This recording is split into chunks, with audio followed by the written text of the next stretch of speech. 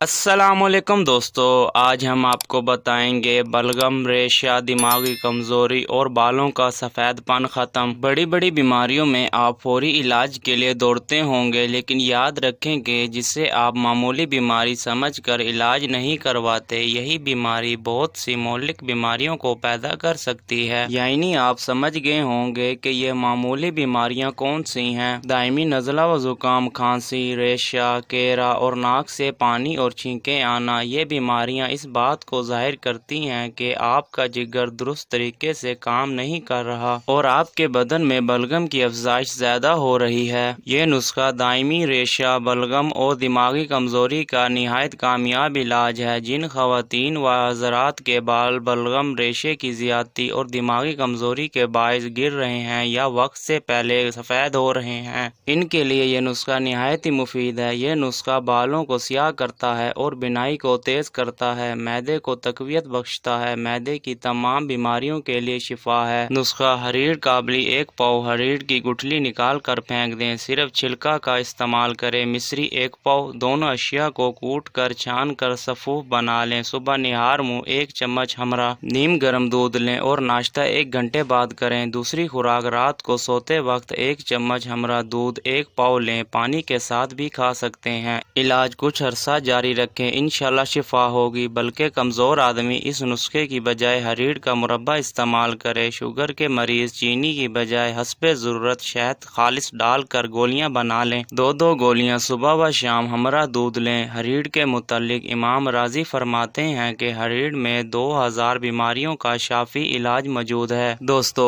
اگر ویڈیو اچھی لگی ہو تو لائک کریں، چینل کو سبسکرائب کریں، اپنا خیال رکھیے گا۔ ملتے ہیں نیکسٹ ویڈیو میں، اللہ حافظ۔